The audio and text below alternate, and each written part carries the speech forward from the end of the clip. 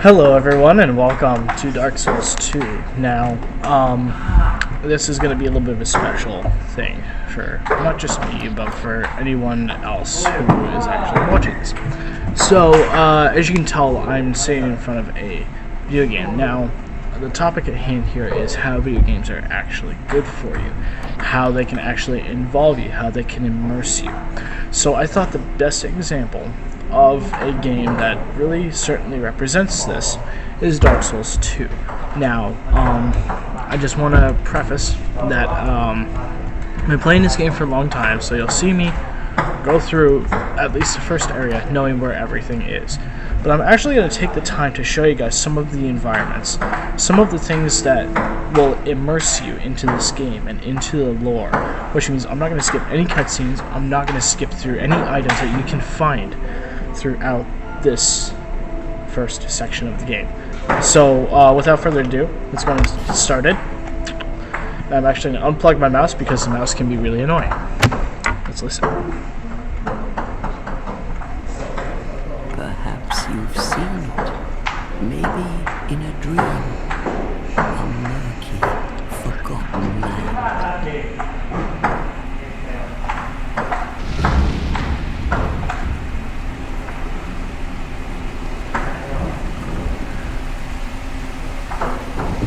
Oh, shoot!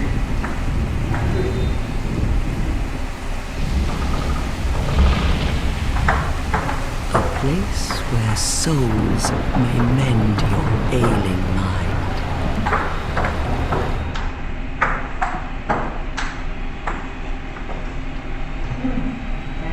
You will lose everything once branded.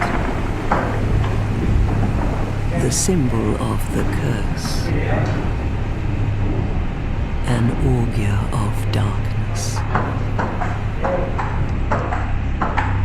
Your past, your future, your very light.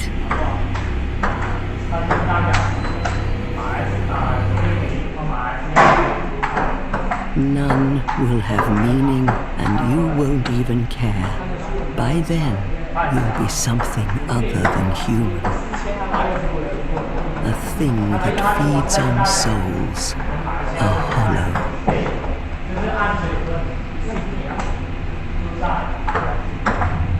Long ago, in a walled-off land far to the north,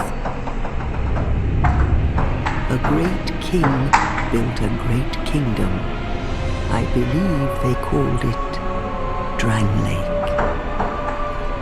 Perhaps you're familiar. No, how could you be? But one day, you will stand before its decrepit gate without really knowing why.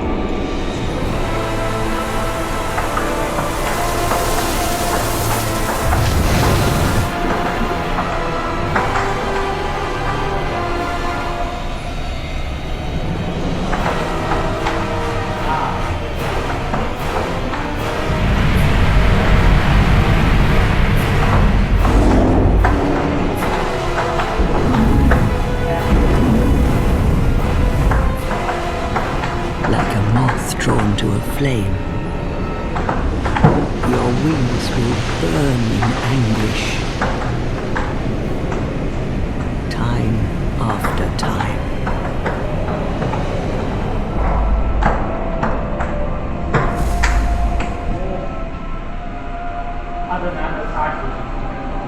For that is your fate, the fate of the cursed.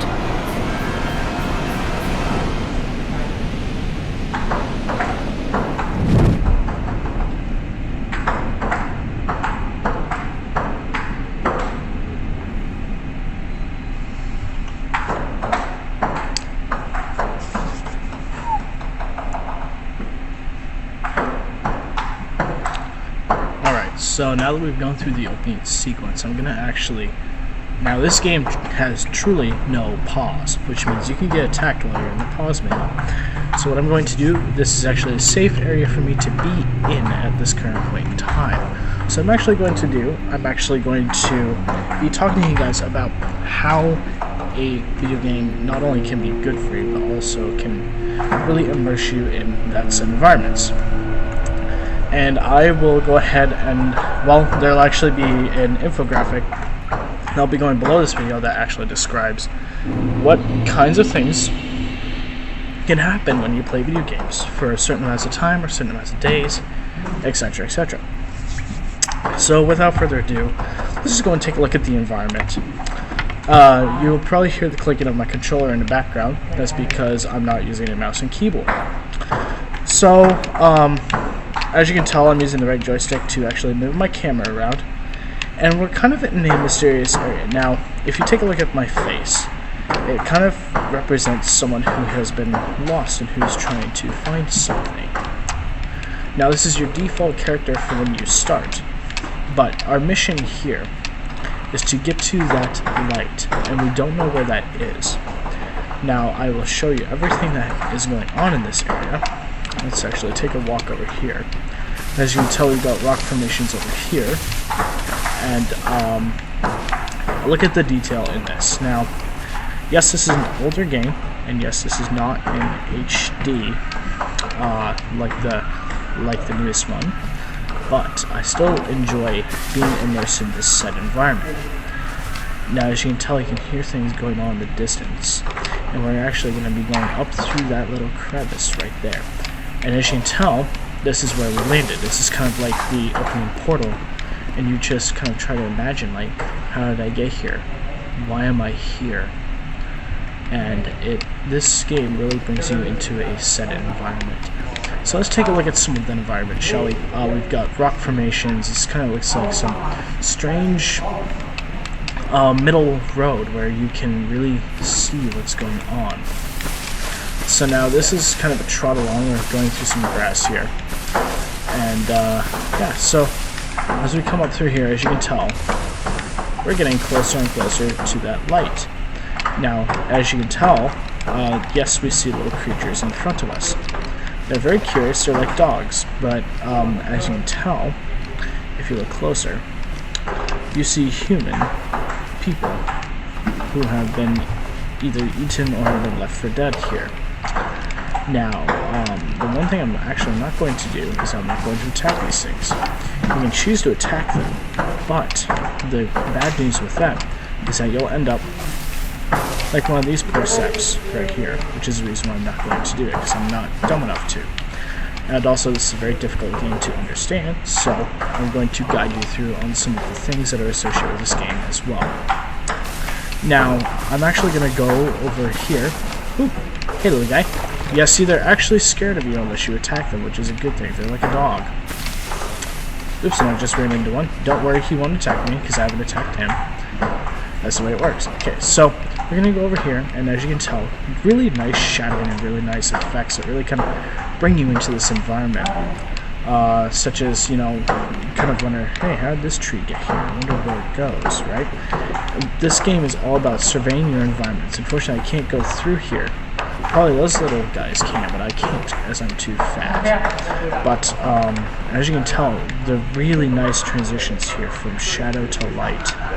And here is actually an item. This is how items are represented throughout the game, as a white fog, as something that is like, oh hey, this looks interesting, I wonder if I should pick it up, you know? And this is how the game tells you, okay, you might need this, it might be important. So we're going to go and pick this up. Now that item is actually not very important. In fact, it just increases your luck in terms of drops. So I'll show you how that works here in a minute. And now, here's where the interesting part comes in. The interesting part is that you'll be abandoning this character that you see in front of you for one that you create yourself. And I'm actually going to show you how that works here in just a second. So now we're actually going to move on past this area. As you can tell, we're going into more of a darker place, but at the same time, you see that hut up ahead of us? That is where we want to go. But first I'm going to show you the things the game tells you So as we're walking along, you can actually fall off this and to your death. You do not want to do that, as well. Yes, the point of this game is to die, but over and over again.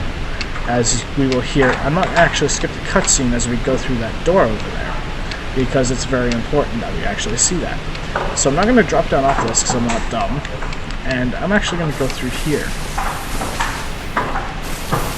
And by the way, the controls for this game are very simple and easy to use. You just have to learn them. So this is the game's way of telling you, hey, there's a very big dangerous monster up here. And you can tell the amount of detail they put into putting this there. They blatantly put this there, the developers of the game. So this is one way in which the game will tell you, hey, there are difficult things ahead, and also there are many trials that you'll have to go through throughout the entire game. In fact, I can hear him up there right now. Shh, just listen. Hear some thunder off in the distance. See some fog. Yeah, and there he is. You heard him right there. He's breathing. That is a very dangerous enemy, which we're not going to go after yet. Only the most ballsy will do it, such as me, because I know what I'm doing. So we're actually going to go back through here. And we're going to cross this bridge right here. Now, as I cross this bridge, you can tell the beautiful lighting effects right here. This is how the game will tell you, hey, you're in a peaceful environment for the moment. And the game will actually progress to be a lot more difficult. Now, there's an item down here, which I'm going to show you how to get to. Now, you can either jump and hit that tree, which I would not suggest if you're inexperienced. I would suggest just walking down here like this. The game has very many hidden paths and many different things for you to explore. This game has a very immersive environment, and it wants you to explore. It wants you to experience these things. It wants you to find everything in the game. And those that go through speedruns of this game, they don't really get a chance to experience it. So as you can tell, we got some really good lighting effects here coming from the house. Now, there is, the only source of light here is this. A lightly burning candle in a metal lantern kind of deal next to a house. You can see how it really plays with the shadows, and it kind of like, it does, I don't know if this door is inviting me in or not, but at the same time, the game is trying to convince you, hey, open this. So we're going to go ahead and do so, and then there'll be another cutscene coming up, in which we will name our character, and we will create our character. And then we will abandon this character for a while. So, enjoy the cutscene, guys, and I'm not going to talk to her.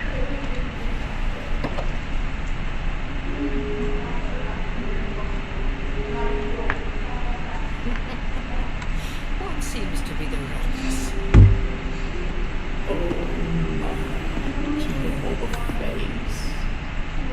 The face of the curse. It's an undead. An undead has come to play. Well, they're not here. All the ones like you. You spoke to that kind old dear, didn't you?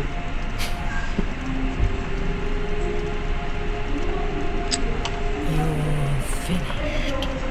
You'll go hollow. Yes, you'll become one of them. Hollows prey upon men, feast upon their souls. This is the fate of the cursed.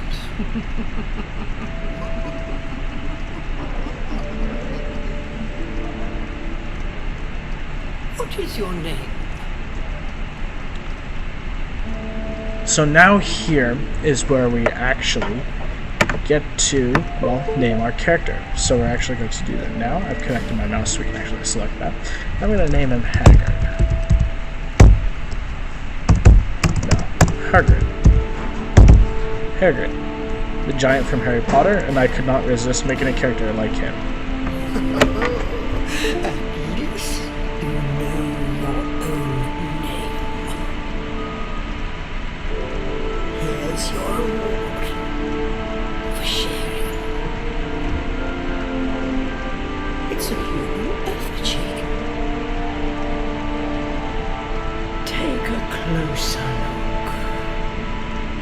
Who do you think it's supposed to be?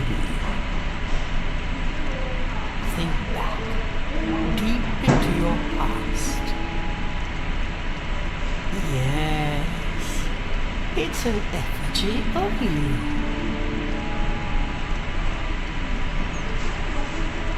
So now here is where they introduce you to the art of crafting your character. Now this character that is in front of me is actually going to be my so-called avatar.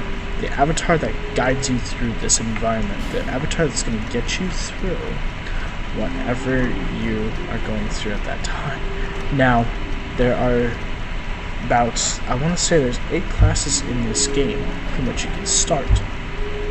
The warrior is decent as a start, but it's not the best start you can get. Now, anyone can choose anything that they want.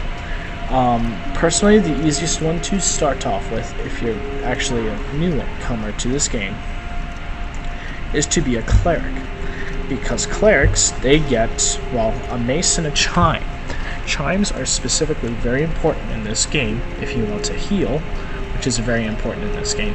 And also, if you want to, well, beat people in the face with a mace. And this class allows you to do so very easily. But each of these classes has their own strengths and their own weaknesses. Basically, the bandit is a very good dexterity-based character. And I'm actually thinking I might pick him for this round, but I don't know if I should or not.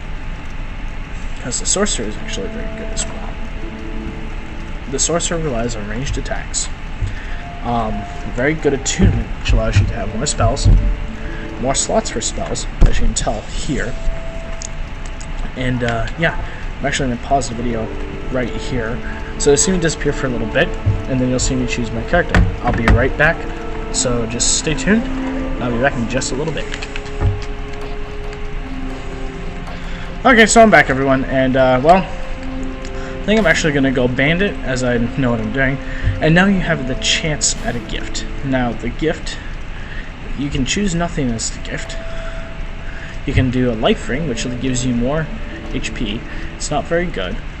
The human effigy is actually really good. Healing wares is excellent, especially early in the game. And yeah, I would actually, if you're a newcomer, I was just taking the healing wares, as they are extremely important. Homeward bones are okay. They're really good if you're doing speed runs. Seed of a Tree Giants. These are very good against opposing players. Now, as you can tell, I have some new stats down here.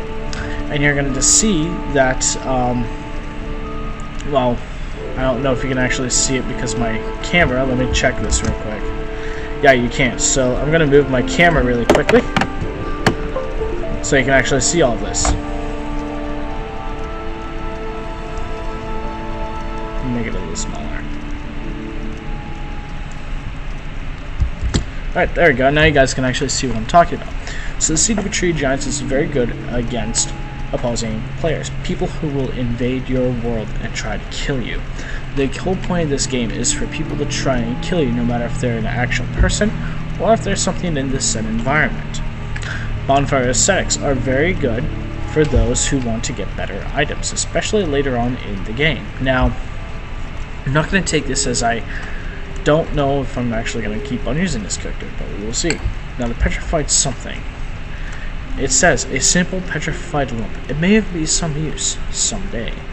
I'm actually going to take this. Nah. I'm actually going to take the Healing Wares, because the Healing Wares are very, very strong. And as you can tell, I actually get more life gems with it, along with more poison, along with more moss, and then I get 2 other life gems. The one right here is actually the Radiant Life Gem. One next to it is an Old Radiant Life Gem. They replenish your health very steadily, so I'm going to take that. Now, I'm actually going to change up my physique because I hate being unmuscular. And you can actually finalize your creation once you've done that. And you can actually make a female character, however, I would not suggest it, as they do not look very good in this game. But that's up to personal opinion, so... And then it's going to ask you, is this your true self? People come here for the same reason. To break the curse. You're no different, I should think. Doesn't stand a chance. Well, you never know.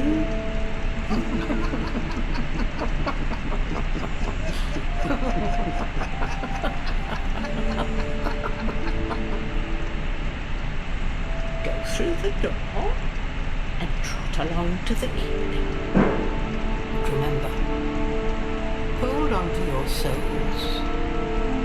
They're all that keep you from going home.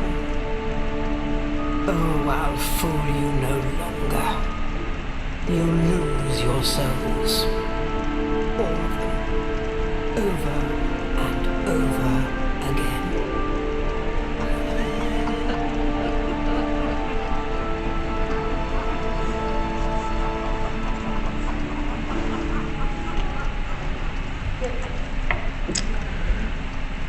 Alright, so this game is basically telling you, hey, you are going to fail. But, however, we're going to try not to fail. And there's actually several controls which you can do. I'm actually only holding my axe in one hand, which will do less damage. However, I can swing like this and cut across. There's the 3-hit combo, and it goes like that. Now, that's the weak attack. Strong attack is actually like that, and you can break things with that. So if I two-hand it, it's a two-handed swing, and it just goes back and forth, back and forth. I gotta make sure not to attack these ladies here, as they are quite important, and I don't want to kill them. Now, the one thing that you're actually going to see that is very important is that green bar below my red bar. That basically says, hey, that's your stamina. If you run, you use your stamina. If you get hit, you lose your red. It's very simple. So if I was to run, see that green that's depleting? That means, hey, I'm using my stamina. And you saw how I stopped? That meant that I ran out of stamina. And you can tell by my heavy breathing that that was not good. This game is all about managing your green and your red to effective levels. So in this chest there is an item, but yeah, I'm actually going to take it. This is very good, this item, and we're going to need it. It's a human effigy. Hey, guess what that does? Okay, so I'm going to show you an example of what that does as soon as I die, because I'm not going to use it until I die, because when you die, you lose the maximum amount of health. That will continue to deplete until you, well, basically are, well, finished. Now, the one reason why I like this class is because you get a ranged weapon.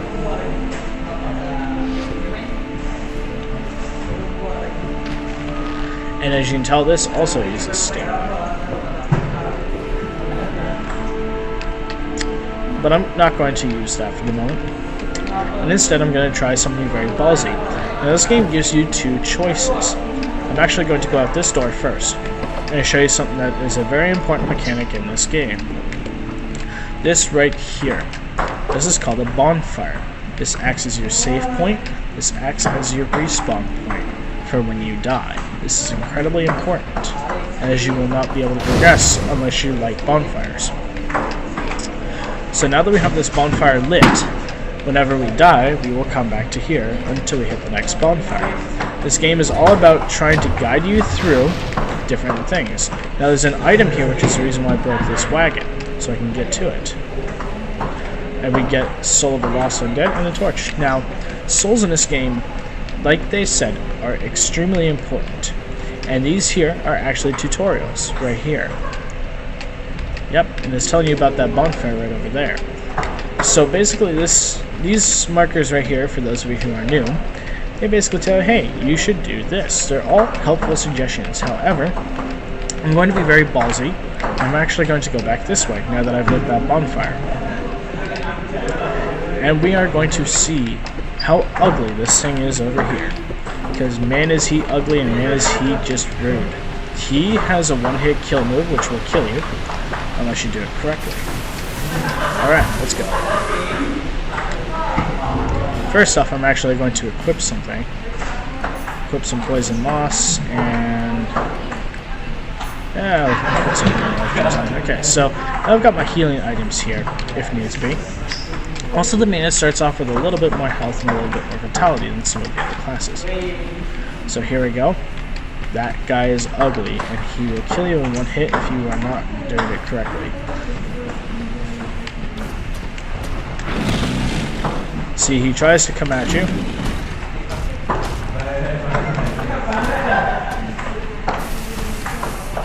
Always keep sight of your opponent in this game. See? This guy's big dumb... He's not a big dumb wolf. He's got combos that will kill you.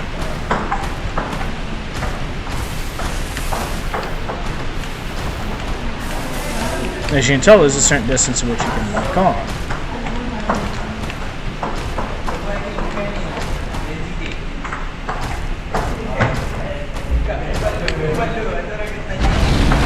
See, he does that strain attack, and you do not want to attack him while you are facing him. I actually need to get to a more open area, as being in here is a death trap.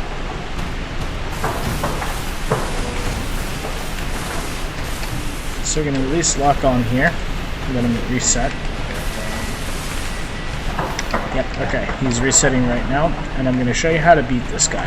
He's very tough. For those of you who are new, I would not suggest doing this. However, he has a very excellent ring which will help you out very early on in the game. So let's go ahead and kill him, shall we?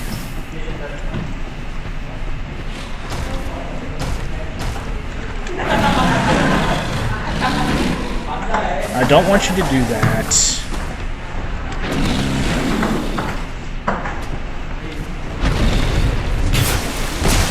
You bait out that attack. You wait for the enemy's patterns. This is the whole point of the game. As long as you're behind him, he will try to sit, and do not attack him when he's sitting like that.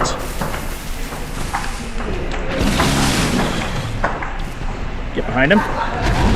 Beautiful. Swing, swing. Stamina. Swing, swing.